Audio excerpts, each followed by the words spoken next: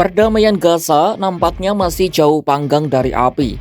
Pasalnya, geng preman Netanyahu masih kekeh ingin terus melanjutkan perang di Gaza sampai tujuan perang tercapai. Berbagai kritik dari dalam negeri maupun dunia internasional tidak mereka hiraukan.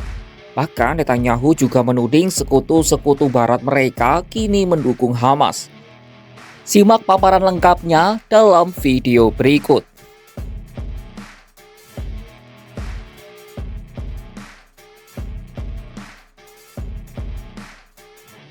Israel tegaskan kembali ingin kuasai Gaza secara penuh dan tolak semua opsi damai. Netanyahu menyebut masih ada 20 sandera hidup di Gaza, serta 38 sandera lainnya diyakini telah tewas. Sementara lebih dari 10.100 warga Palestina ditahan di Israel.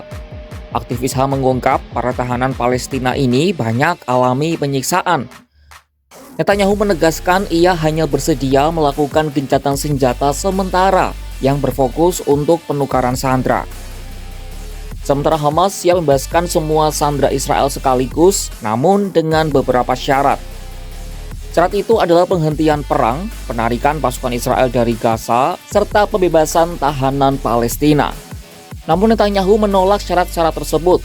Ia justru mengajukan dua syarat berat, yakni perebutan senjata penuh Hamas serta perlunya pendudukan ulang secara total di jalur Gaza.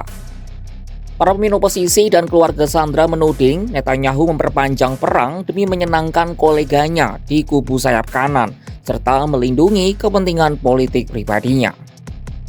Netanyahu juga mengklaim pihaknya telah menyusun rencana baru penyaluran bantuan kemanusiaan yang dirancang bersama Amerika Serikat.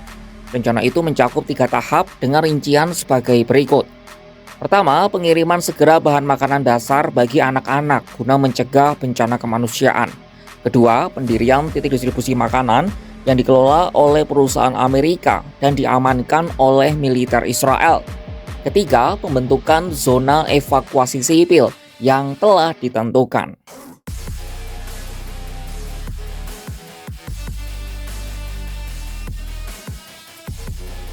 Partai-partai oposisi Netanyahu semakin keras mengkritik Netanyahu imbas serangan yang makin gencar dilakukan ke jalur Gaza.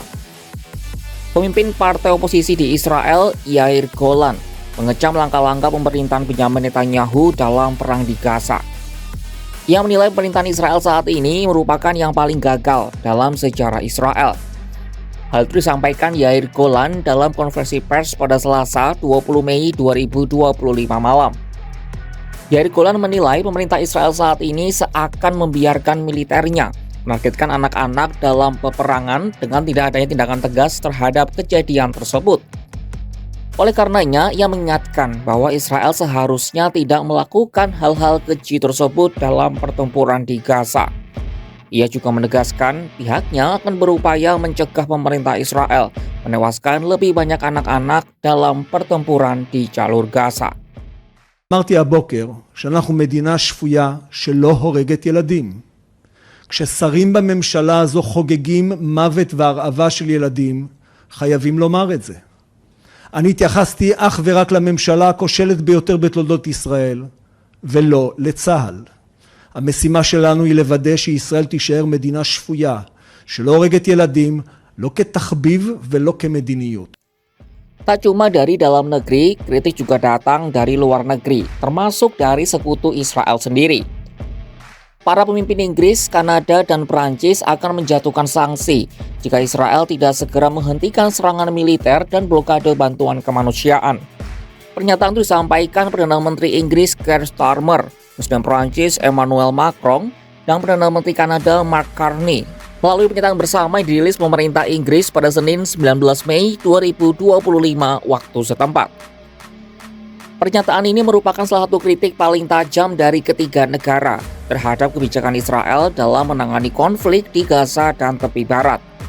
Padahal ketiga negara itu terkenal jarang mengkritik Israel dalam perang mereka melawan Hamas yang sudah berlangsung selama hampir 600 hari ini. Ketiga pemimpin menyatakan meski mereka mendukung hak Israel untuk melindungi diri dari aksi teror, eskalasi militer di Gaza dinilai berlebihan dan tidak seimbang. Mereka juga menyoroti blokade bantuan oleh Israel yang memperparah krisis kemanusiaan dan menegaskan penghalangan bantuan esensial melanggar hukum humaniter internasional. Lebih lanjut, Perdana Menteri Inggris Keir Starmer mengaku ngeri dengan eskalasi militer yang terjadi di Gaza.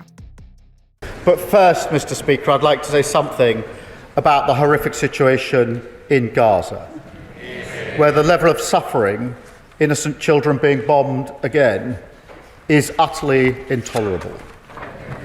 Mr. Speaker, over the weekend we coordinated a response with our allies, as set out in my statement with President Macron and Prime Minister Carney last night.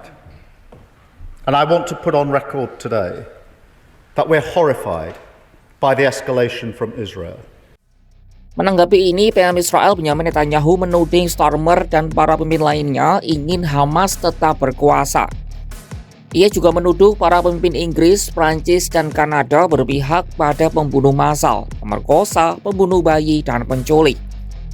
Netanyahu menyebut mereka ingin Israel mengundurkan diri dan menerima fakta bahwa Hamas akan tetap bertahan hidup. Ketika dunia menyerukan damai, Netanyahu justru bersikeras menebar bara. Gaza terus jadi ladang duka, sementara kekuasaan dipertahankan dengan darah dan amarah. Kritik datang bertubi dari dalam negeri hingga sekutu barat, namun kekuasaan kerap tuli pada suara nurani. Perang tak lagi soal sandra, tapi kepentingan yang disandra. Di antara runtuhan dan ratapan anak-anak, kita dipaksa bertanya, siapa sebenarnya yang pantas disebut teroris?